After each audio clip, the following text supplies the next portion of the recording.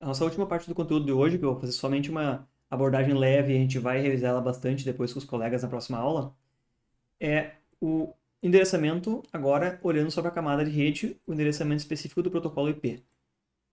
Por que é interessante olhar esse endereçamento do protocolo IP? Porque é o protocolo mais comum que tem aí a nível de redes internet.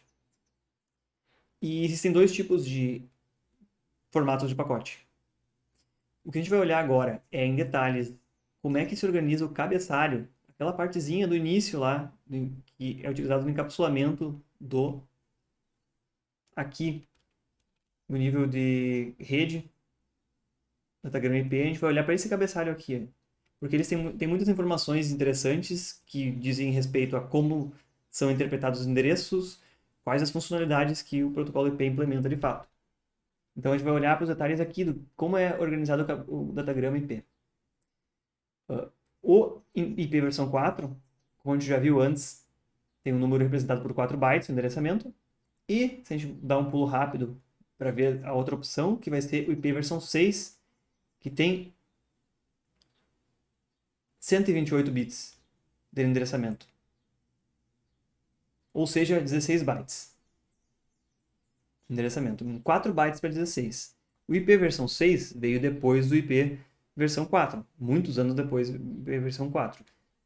Praticamente todos os fornecedores de acesso à internet de dispositivos hoje em dia são compatíveis com a IP versão 4, mas está ocorrendo uma migração massiva aí para a IP versão 6 por uma série de questões, inclusive o fato de que se esgotaram os endereços que podem ser atribuídos para dispositivos versão 4, exatamente porque tem muito mais dispositivos do que podem ser endereçados com esses simples 4 bytes atualmente conectados à internet.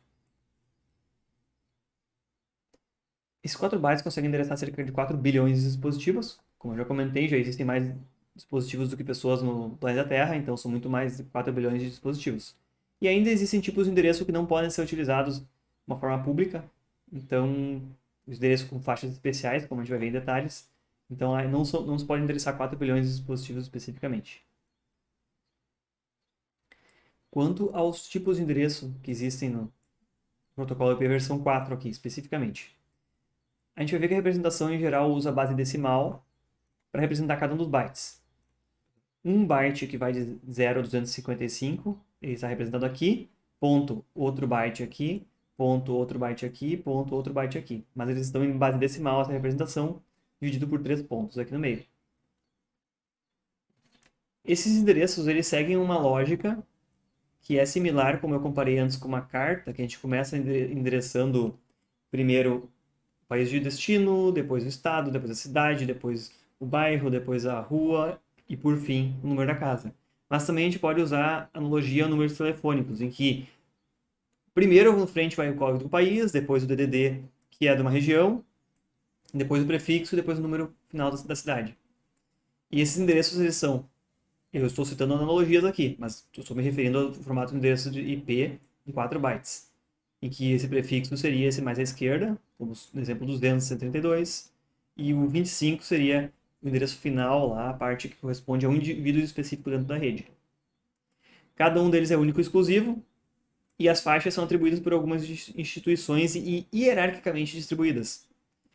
Pela internet ter sido criada por uma instituição americana, em torno dos anos 60, muitos dos endereços IPs foram atribuídos para dispositivos que estão, ou instituições que estão no solo americano, a maior parte deles, e poucos números foram atribuídos para outras instituições fora. Quando ela se tornou acessível a nível mundial, então, alguma parte, algumas faixas de endereços foram distribuídos para outros locais. E abrangem todos os continentes hoje em dia. Os endereços públicos são esses que podem ser únicos e exclusivos. Toda vez que você encontrar um endereço público, como esse exemplo, 200, 132, 35, 25, vocês saberão que ele é um determinado dispositivo no qual foi atribuído. De tempos em tempos, a gente pode trocar, pode ser que uma instituição não tenha mais interesse em usar esse endereço, ele vai ser atribuído a outra instituição, em outro local. Mas enquanto ele estiver em uso, ele é o único e exclusivo daquele dispositivo e é único, acessível a nível global. Existem faixas e endereços, agora, que são ditos privados.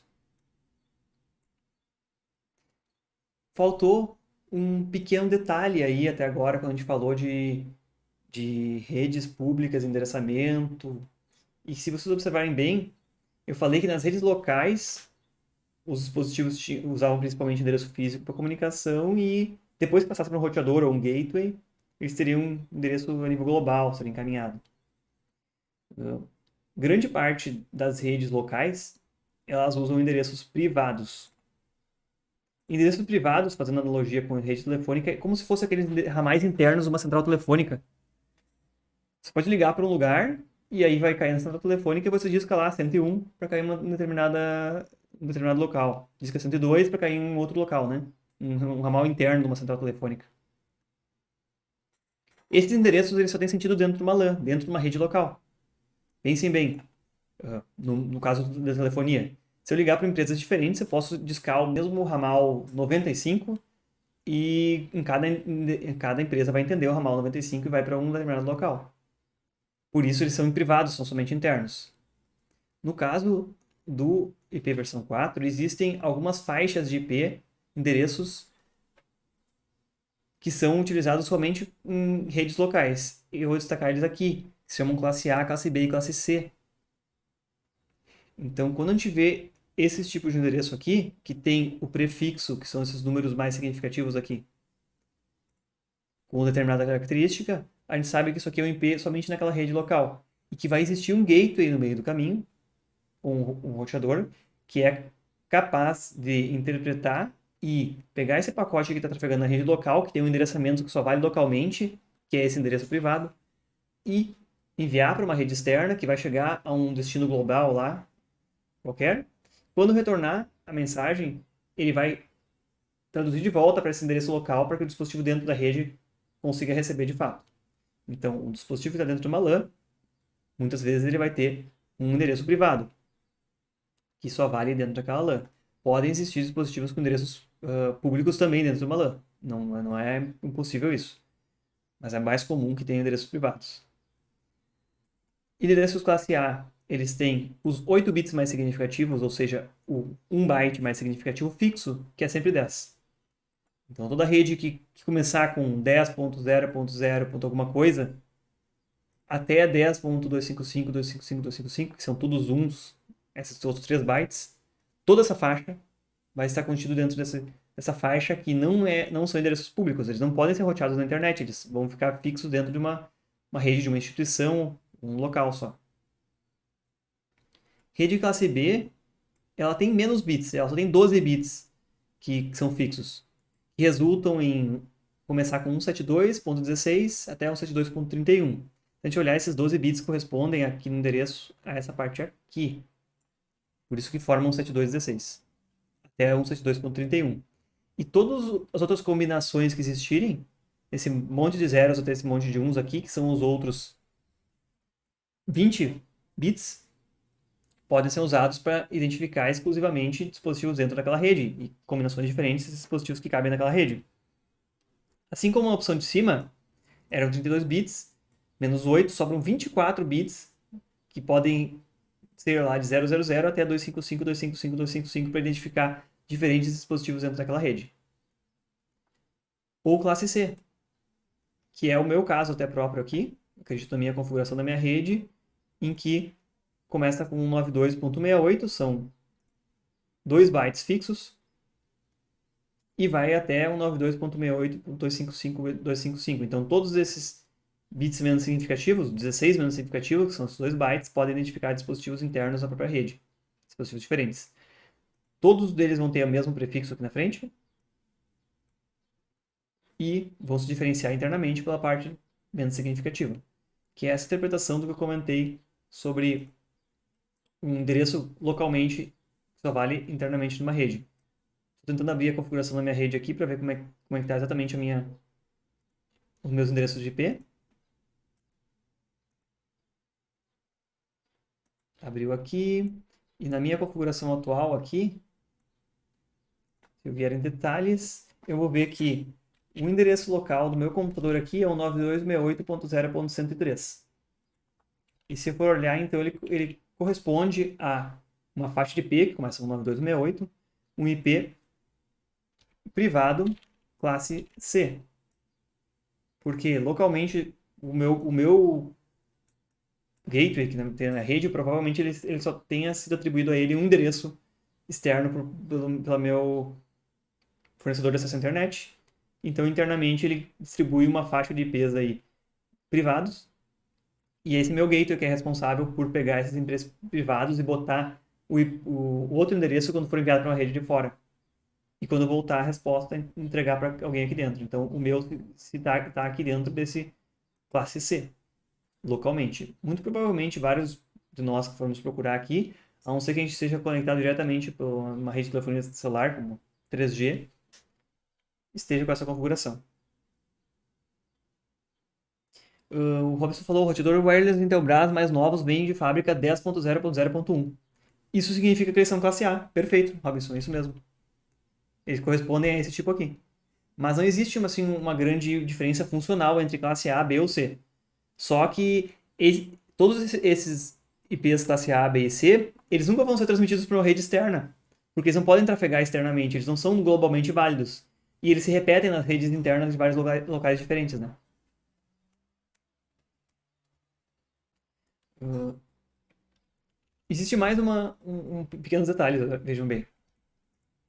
Existe também IPs reservados para broadcast, que no caso são esses que tem tudo um nível lógico alto. Esses endereços específicos que tem tudo um são os broadcasts, vocês lembram, né? E também existe um endereço chamado loopback, que é um endereço em que qualquer pacote transmitido ele vai ser simplesmente retornar para o próprio computador.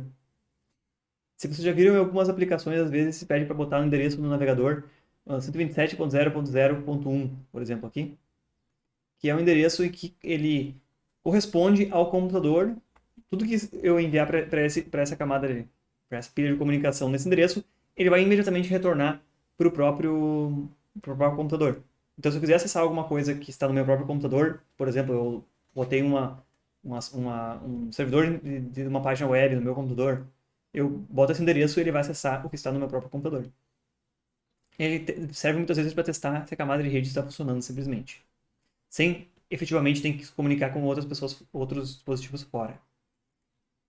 Então existem endereços tipo broadcast, que são separados disso, existem endereços loopback, que é muito comum, e existem endereços privados. Todo o restante são endereços públicos válidos que podem ser atribuídos.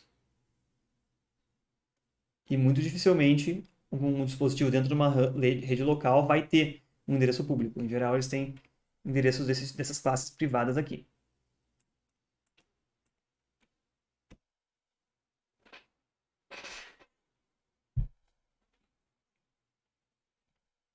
Quando a gente vai para o IPv6, apesar dele parecer maior e ter mais bytes de endereço, a gente olhar o formato do datagrama dele está aqui. Tem endereço, é grande parte do datagrama, e tem poucos campos a mais. Tanto que ele tem 16 bytes, ou seja, 8 grupos de 16 bits. Para representar endereço, ele tem muito mais endereços possíveis. Por isso mesmo, é possível se endereçar qualquer dispositivo que, mesmo que esteja dentro de uma rede local, é possível se atribuir um IP versão 6 global único para ele. Se com 32 bits de endereçamento, que era esse caso do IP versão 4, tinha 4 bilhões de endereços possíveis,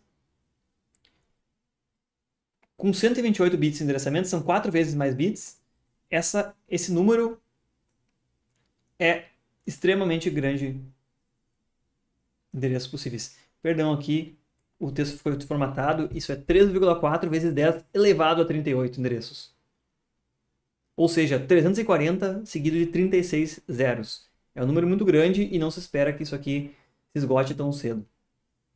Esse número de dispositivos diferentes que podem ser endereçados.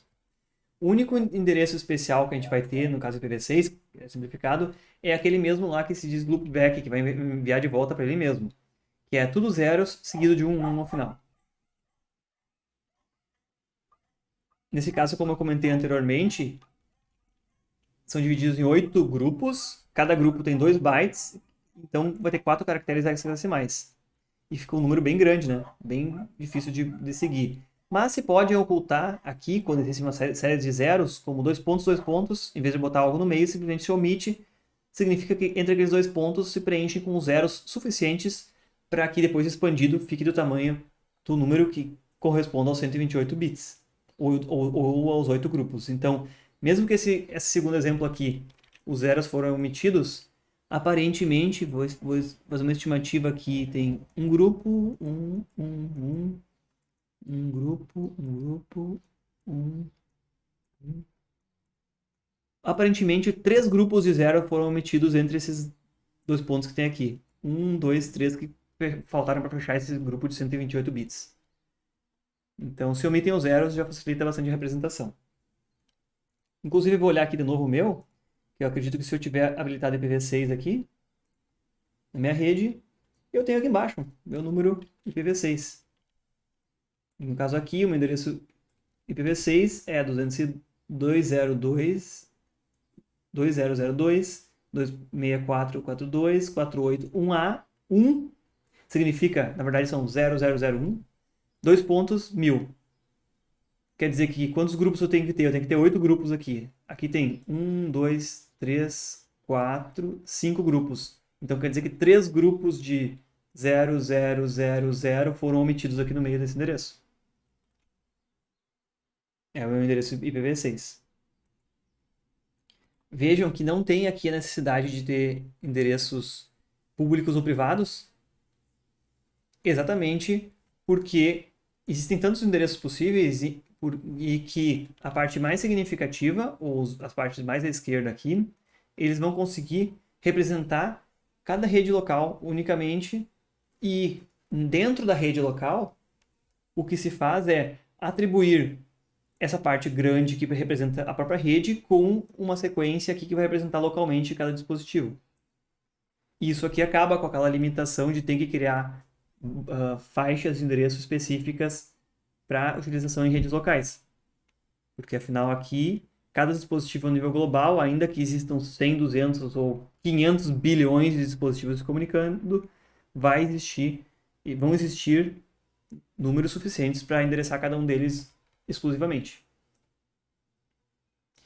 Aqui embaixo eu botei um tutorialzinho, se vocês quiserem seguir para verificar os endereços de vocês. E eu vou deixar o restante aqui de novidades nas especificações do IPv6 para ser comentada pelos colegas que vão apresentar na aula que vem.